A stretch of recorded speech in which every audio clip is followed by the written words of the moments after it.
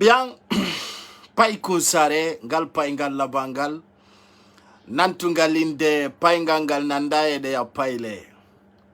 Mido salmina on, mido lando sidonge jam, ononge bengore jimonfo, no kukala kondari tolan, la velta no tonton timboji Bruxelles. La salmina kala yidu do paiku sare golle makko den, harawanaka birdi. Ko ati kontawa te mutade andintin naon alhamdulillah hande ekipango wano afis kapazan afis wondudo e puissance battane ko afis ari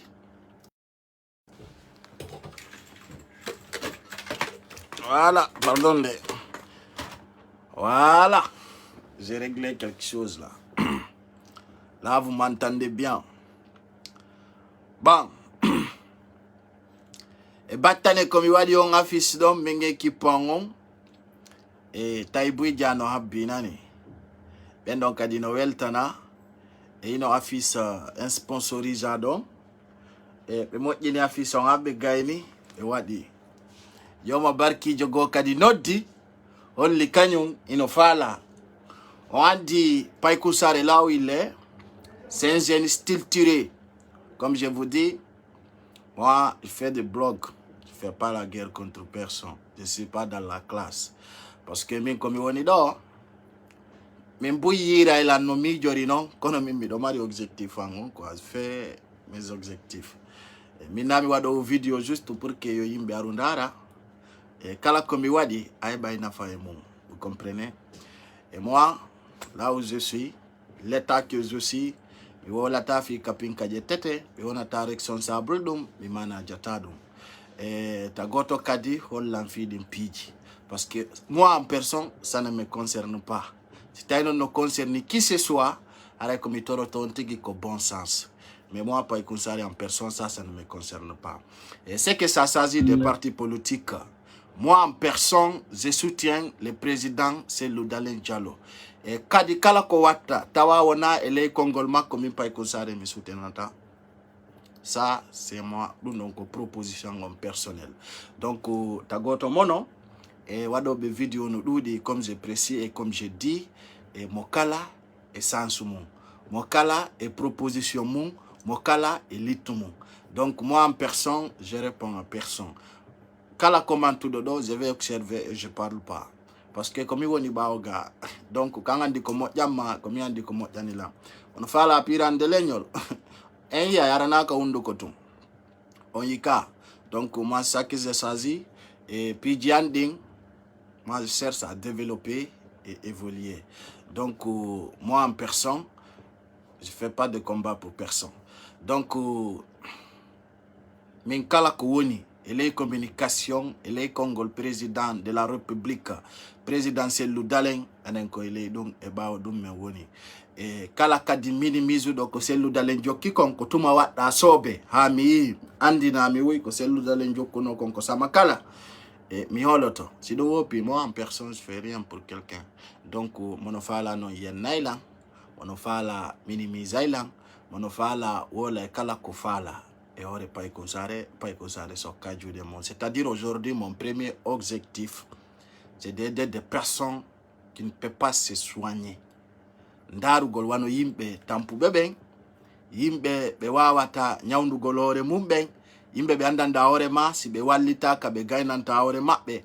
Nisi mi wano dundong, taimi do wari effort comme wata wadugol, je vais les soutenir. Donc yimbe ben kadiko doa famugol. Min kami wondo mi walanta goto fi pinka, c'est pas mon problème. Donc monofala jetu de pinka wada gere sare nden no do aduna on no do yontigi wakilo et min mi tawaka e mum mi wonata responsable dum. Voilà, donc c'est la voix de Pai Konsare au nom de mon équipe. E weltano kadi Congo Brazza anki ko be yewti konko pazan yimbe bui yidi e tantira sida. Donc be yidi ko comme beaucoup de personnes m'ont appelé. Donc on dit, mais c'est pour cela les gens n'ont pas compris. Et nous ne sommes pas là pour se venger à personne. Nous qui sommes là, quoi, je ne suis pas là pour se venger à personne. Donc ce que je fais, c'est des choses nobles et responsables. Vous comprenez? Alors Django, ça darna ma fille, tu sais que tu es responsable de cet acte. Bien sûr, ce soir encore, on va évoluer. Mais là, on fait office pour les gens de partenariat qui nous contactent. Pano yimbe bui notre dobelang ina pay konsare fait ina nango donc pasma wadana publicité marchandise. Donc moi je travaille avec une équipe. Donc l'équipe est là parmi nous et l'équipe m'a soutenu, l'équipe a tout fait pour que Pay Konsare arrive ici aujourd'hui. Dans ce cas, on a décidé de travailler d'une façon noble parce qu'aujourd'hui, c'est guinéen. Pay Konsare est les références parmi les blogueurs guinéens. Tu veux, tu ne veux pas. Même si je ne parle pas de toi, tu vas t'énerver. Donc, dans ces références qu'on a décidé, aujourd'hui, Pay Konsare, il cherche à avancer, à développer, à aider aussi. Parce que moi, je connais ce que je veux. Donc, mewana minetdo, jodi do bawo ekramon, mo anda ko fala. Mi a wot beno commentado, na bon. Pay Konsare, comme tu as gagné 100 000 abonnés, tu as combien dans ton banque? Ok, mais toi tu calcules ce que je gagne. Mais plutôt, il faut savoir qu'est-ce que je fais depuis quand je suis capable. Wot beno jeti lanko migrio, mi do jabi. Fala do ya ko fala. Mi no langandi qu'est-ce que je peux faire. Et puis ta goto, force ya mi wadu haifus. Rien absolument. Très bien. Wano affiche do. Di numéro jiwon di do fou. Parce que yimbe bouy si yali numéro angon do. Aray ibe wadi doute seda. Donc, kala kayi don no affiche konder pazan. Je suis parmi des personnes qui les sponsorisent. Donc, c'est de l'équipe. Kala mardo produit. Oui, bien sûr. Il a besoin ni. Yo abonné beambe wumpito fimo. Tu peux contacter ces numéros. Ils vont te donner stilti. Hunde ndanda orema wawai humputu dema kono Pay Konsare wawatama wadirande dundo. Donc goto gainata ko bui hauti tata gaina hunde otere. Très bien, ser guinéen kala besoin ni do dundong inodo anata ko der pazan tapita sa contactibe on wawa yo to gol. Langandi d'ici demain il y a quelqu'un qui a contacté l'équipe déjà, qui a besoin d'être sponsorisé par Pay Konsare en fait. Donc la personne, on va mettre la vidéo, vous allez voir. Donc on va évoluer avec eux, on va avancer aussi. Donc wanoka sonna benda, donc anti imbeben no walita de moja. Et I don't understand the programme jiding kofi évolue gol et fi PG SOS ding. Donc mono wakili mono woni déterminé fi walu gol wano bedo be ko handicapé be tampu be do andi fondo do de mari 362 € wonirdi kander kanyot mabbe wano kafoni kemenge là-bas aussi on va voir. Mi awo beno force afi mi wada ko mfala kawadde. Awad nasati. Wano kafoni kemenge il y a des mari 145 $. Et attends, fait du Pidjigo, donc on dit Pay Konsare. Toute une soirée, à partir de 20h, il vient avec des lourdes, avec des trucs très forts. Mais là, on a dit qu'on fait un différent donc Sare men télé la Guinée parce que c'est ça qui s'assasie. Et ce soir, je vous rappelle, donc on dit qu'on fait un dido, Alpha Condé et Hore Mako, Ohala ni Jamaon, Mboudi ala ka banque. C'est-à-dire kalisi ko be marno konfo be jetti dun don be financie fi élection présidentielle 2020. Donc Alpha Condé woni ko ala ni hore mum ko kanko yalti hali o inni kes état on ko vidi. Et une fois me yewtino on kadi piji de andanda horema ko tawata chaque moment, chaque instant ko hunde wonde noble. Et dans le gouvernement d'Alpha Condé, nous sommes là pour dénoncer. Nous ne sommes pas des personnes qui font des crimes. Nous ne sommes pas des criminels, nous ne sommes pas des rebelles. Nous sommes des personnes qui dénoncent les mauvaises gouvernances d'Alpha Condé. Et si ça s'agit de cela, un crime, nous ne sommes pas responsables. Dans ce cas, ato un bouzoude, un wawaya de gol, et abi fataku, et donc on dit que Guido Meng, nous sommes hanking. PGD. Achela no dogol, s'il vous plaît. Parce que mi mena ko débat ouverte. Wata goto kadi, not dan, fi pi jimo. Fi problème ji. Min problème, ça ne me concerne pas. Moi, je n'ai pas un problème que je veux dans ma vie. Juste, mokala yo wakilo. Min tagoto, même mina ore montana. Il n'a pas kusare produit atadou. Je ne veux pas. Donc, si vous la linon, ben fala bedung, ara komitoro toko be ya fonani. Yandi, achaneme. Voilà. No mi oliri no nganking ato yaude tao.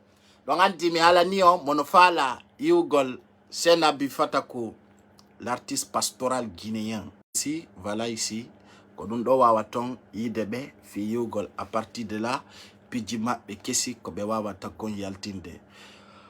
Voilà ming monofala inay komi joki konfo. Voilà monofala inay ko pay kunsare watta konfo ko fenande. Y a pas de souci. Gonga et Fernande yadata. Kajama. Yada kaya data. Voilà, la Salmine Ablaï Koula, depuis Conakry, le PDG, l'homme fort, moi je te dis honorable. Ablaï Koula Diallo, l'homme qui connaît la valeur d'un personne. Très bien, je salue tout le personne aujourd'hui, surtout dans Andy. Congo Braza, Kodum, Achela Nodugol, parce que, min comme yauté un concours clair, min pas kusare, goto na de talent comme yanda. Aola li commetti kadi ami monanoma. Monana ki goto. Et voilà, moi je sais ce que je veux. Accepter wala acha donc. Et min pas kusare comme il fait là con. Ko yore donc wa watala yidute. Sa yida lando. Mi forza tama. Kala kadi yenno do ko mi toroto. Wata yotto hay goto ko parce que be won be yennude ara be andi mi jabali wadu gol konko be fala. Et que le ming be jitino mimi wadata tawata wanako nafata. Donc on doit dire ton. Avant de bouger, Serguinéen, donc on dit ko Saturday et monofala welto monofala mono. On va partir avec Abi Fatako sur sa nouvelle scène. Kiffe ça. Et puis c'est parti. Et ça bouge ce soir encore. Tu connais cette morceau-là? Qu'est-ce qu'il dit? Païkou Zare, l'enfant des pays.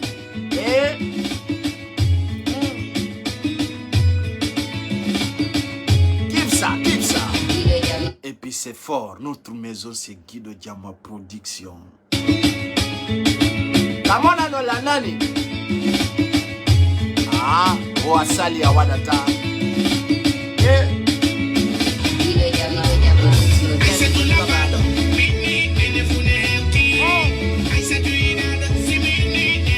Morla ici là, l'enfant de Kania depuis Guinée-Bissau. Big up à toi mon gars. Koto c'est Loubalde.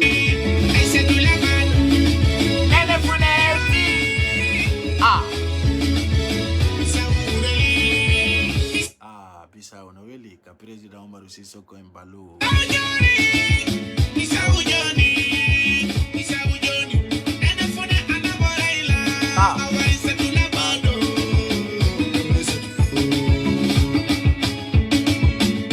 Ande boys agomonko yo menja bondira moni.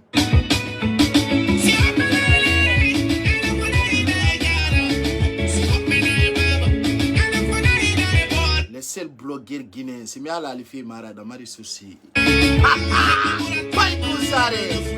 Les références parmi des références à Moni.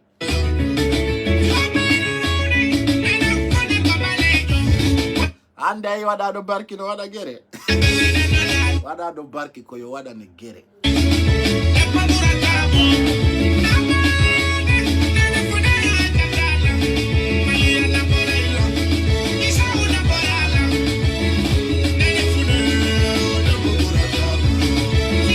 Kala idu do yosare hukbu anda fuso ala ko bona hay parati wallo ala derto beye lo tobe fo yo gere wadu lagine be ala ko bona tongoy sa watani la famille mabbe ala to ko do mede weltani présidentiel dalen on va profiter de saluer Kedian Sané le vice-président de l'IFDZ président oui wo be ida selu dalen ngendo lamungu ara ko yore yiti ara ko modduno kon fo boni ara ko be fuddite zero nane yewtere nden nani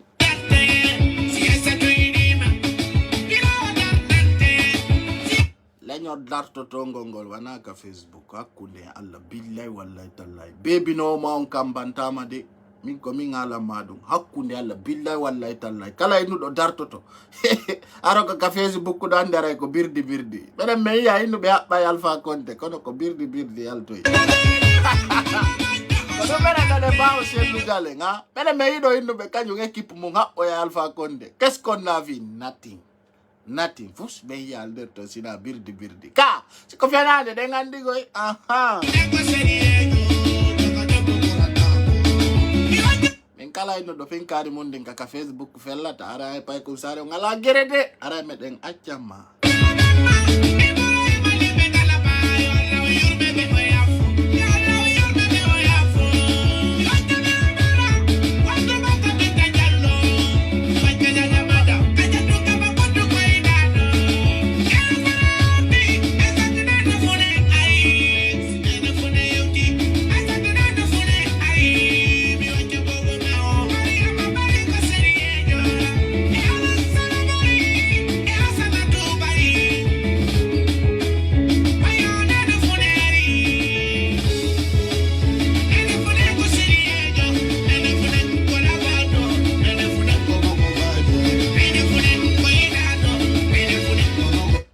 no leñol mo meɗa collectude hay 100 000 francs CFA fi wallugol tampuɗo on ko woni pirande leñol ko birdi anda pirande leñol mangol a yiyata anduɗo antinamo hay sa goɗɗo no fesa ko ya jalumo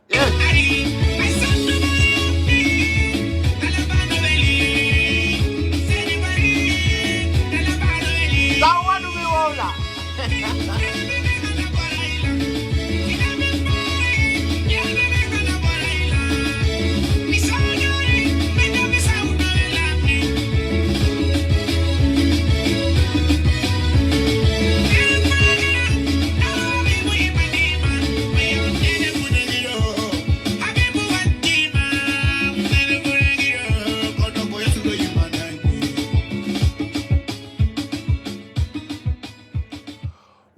musidɓe wonɓe darude paykou sare ko hundu ko wirti jommum hande kikire kadi en fokkitira e telen ka sare meɗen ayɗon andi paykou sare kanko ana wolugol tun so ari o addora e preuve ji ɗin mono faala guere ana ka Facebook ɗo minen min yippiji boy ala ko juhini men donc serguine en hande ka assemblée virtuelle IFDG ɗon andi président Cellou Dalein Diallo e o yewtuno piiji buy tawoji kadi ko piiji ɗi andanda hoorema no mari dole o haalano noon Alpha Condé kadi piiji buy no wawa ɓe yimɓe wonɓe innude exemple paykou sare janga paykou sare koni wayi kamɓe janguɓe ɓen ɓe wata heɓugol ay 1000 partage sur Facebook kamɓe innuɓe ɓen no mari talang ino jangi ino faami et voilà très bien président Cellou Dalein o holluno piiji buy tawde kadi e ko yalti kon tawi no mari effort jano no mari piiji ɗi andanɗa hoorema doole e teddungal sabuna ɓe holluno fi tampere guinéɓe ɓen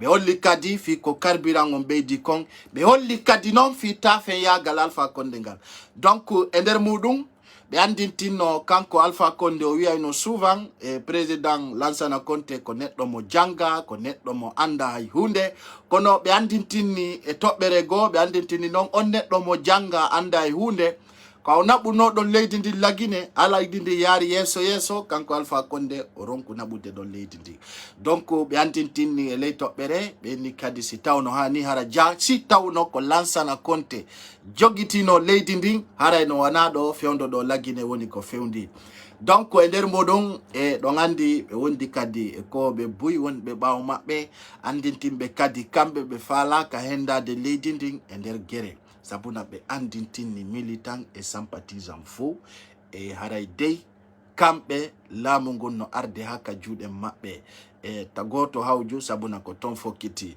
ay noon ka ɓeydo carburant haray jama on fof yo faamu lagine ko e lendi ɓe inni woɓe waɗa e proposition ji maɓɓe ɗin e nder muɗum ko ɓe inni ɓe ɓeyda e kon carburant fof ɓe ɓeydi 3000 francs ko 9000 francs wonno Don andi non be holli fewndo do ari lagine si innama andongal mangal ko 40 kilo ara kadi 40 kilo tampere be dike sabu ko woni e nder mun kon ino hawni sabu on dum non fewndo do ni e nder leydi din sa ƴetti 95 population on ko tampube so yande ani den wullude fiyo foni ke menge accite hiden wulla fi yimbe buy ko wodi ko wadude fiyo accite don andi buye men no ga prisonnier be politique no do haybe andaka haraben no jogita ton hebi duubi tawata hay famiji mabbe anda si be wuri e si be mayi litti jano no arde sabuna me ngala naw menen ko jidin menen moko baabe ben ka Facebook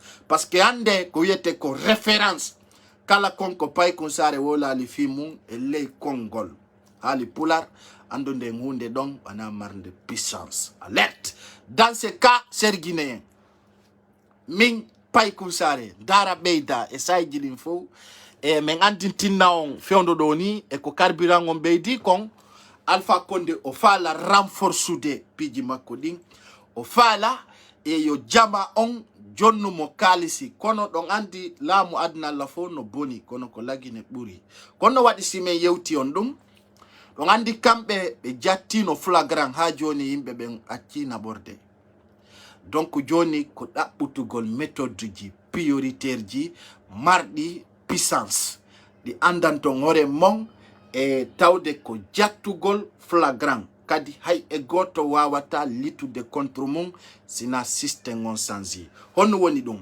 hande ko buri kon sattude leydi ndin tawde fewndo do laamu ngun tigi no wullitade e ma an on citoyen jo tampudo awa si laamu ngun inni no tampi an wondo dabbude wiya hondo sabuna hande e nder mijitare moƴƴere men humpitike buy ƴakkay kilo tiga jokkarayje den ha Madina akena ko tampere den dudi kono be nata bompular mo ƴakki kilo tiga inni mako muyo ko hege sabuna fewndo do wana mankugol Guinéembe be respect kono kilo ceke be dike moƴƴa kilo ceke be dike moƴƴa e sare den nyebbe on kadi be dike musibbe don andi e leyte dongal e kongude pay ko sare din aray den torondiri mil partage ay don andi min ko condition en personnel ko condition an tawata pasangon ko dul landi yimbe yidube lamben boy goyno ga sibi jabali wadugol ko be fala kon be falete la yennude kono kadi be yaha be yiltito yo ngandi wo ko sida holi ko jogida kon na fenande hakkunde Allah goto dimbatama sergine ser compatriote ender mum yaltugol Alpha Condé ande o andintinno Guinéembe ben fo fuddorima an on andi atta menen men yelo yo gere wadu la Guinée ya ko pullo futa mari ko bonata ko buri kon so yande mede weltani président Cellou Dalein o tawde on mardo hakkil minnalde on mala hakkil sabuna sila hutiti ngorgu Cellou Dalein gon teppo la Guinée he ayuda aéroport da la Guinée wadda lewru anda wonbe be la Guinée c'est de vrai hein?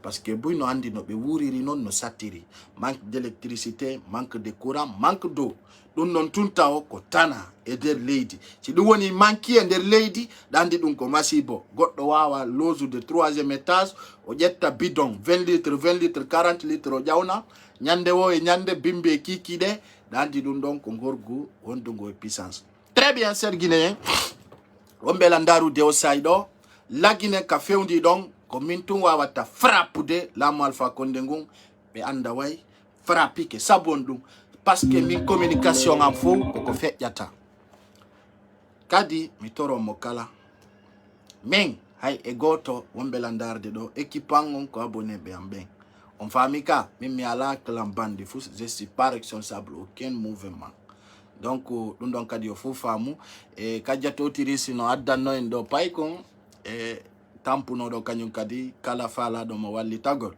ala no way contact de kajjato tris parce que min kami woni do ni e fewndo do ni min la marita o yimbe dido be mi fala wallude hay si tawi buy hebaki kono way nyande go parce que he a gaynanta ay got awata gaynande fu kono away wadande mo kala ko fala da mi jonna exemple to ngandi ari suka no nodda en do no holla pije mum e tampere mum ando ino ya hala beka nabani mo 50,000 on andi ti ande hani ono dale e wadira dum fiyo goddo récompense wadu be ben jarama kono kanko suka on o nali ahadi ko halduno den kon ser guinéen sukabe men buy fulbe futa no tampi parce que ben joma jawdibe ka leñol pullo e jabano en wallitagol. Donc dans ce cas je vais vous montrer des images qu'il m'a envoyé. Tu vois le golon suka donc juste en flash, je vais le faire passer. Voilà. Et nous do suka on be wadani mo j'espère que o kala fala do wallu de suka on numéro makko ko plus 212 630 736 118 et voilà on toka di oniri be lilando voilà et no suka on problème makko ko yahayno ka grillage ji bi andano woniri ton ha o heli ara hino modo. Donc walla wallo mo teccellal makko ngal kala fala do mo wallitade no way contact de on numéro donc walla contacta Kadiatou Trice. Vous savez dans la vie il me ala na mo kala biddo gorko yalto ka leydi yaha ko jananiri ta yaltir kanene ma e ka babe ma fi ittagol famille ma mone nafata sa yalti ko leydi ma fi nugol wi babe ngam wallali la ya mi wakila no oria aheba malia jikanu di sabuna awawata yobotu de mawdo maon. Personne dans la vie ne peut affronter ses parents. Donc ça c'est un petit conseil. Ta goto yaltu ka mawdo mum innugol wala fi mawdo ngam wallali la e yahay bi tobe mone yaru fiyo alla walle nyande go nafa walla mawbe maben min ko dum mi toroto mo kala on yalto wo yo maru on ide kala konko inna mido yaltiri fi itere mone andu wana ko nafata. Donc ce que je vais vous dire ser guinéen kala on yalto fi dabere yo wakilo o yara yore berde labunde. Ser guinéen mi wata no dude do hande goto kapazando parce que là je suis venu juste pour vous passer un message. Donc comme torto mo kala menen min kala wado video mi anda si do mandetido mi kala innudo wonata e bawo sellu dale mi supportatama mi anda si no enamma hakkunde Allah billahi wallahi taala. Ça c'est un objectif kodo minion adapita ita bui no gasara ko kami creo page do be andila min ko mineddo si minni ko enen hay si tawi nangen gen tipinama ko enen si minni malani lani je suis un homme comme ça moi je dis bien hakune Allah billahi wallahi tallahi. La personne que vous voyez devant vous bingomo yo omondo yide do yesomo minni kala on tagado wondo lagine wona lagine wondo ayer awona ayer woni siko mouvement woni sina mouvement toute une personne qui affronte ce ludalen mi supportatama dun non ay si atay ka ambotegede hatta minna mawbe ambe ngala ko burani lambe. Mais toute une personne qui affronte ce ludalen soit disant que mengara membarora pour le vote de manipula pay kusare mjabatado men komine daisina midimo kono wana mi yejito en famille. Donc c'est pour cela beaucoup de personnes disent que c'est le dalen no yobilamboudi. Il y a certaines personnes qui disent et voilà c'est l'IFDG qui me soutient mais mi wanami on ne do ming si mi yidi ma sa ala la yiduma kodom bi way. Donc ser guinéen mi supporte c'est le dalen en tant que il n'a pas changé de stratégie, en tant qu'il lutte contre le mauvais gouvernance, il veut un changement pour la Guinée. Moi, je le soutiens.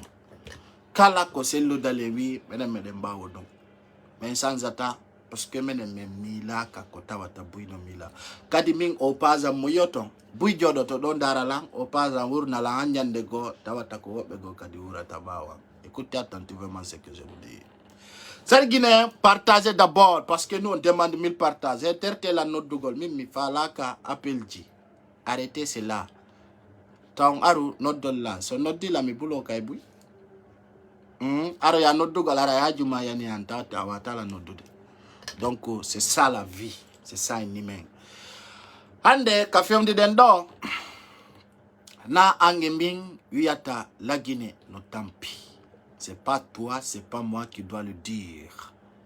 ça montre à tout un Guinéen dans quel point il est tampoude.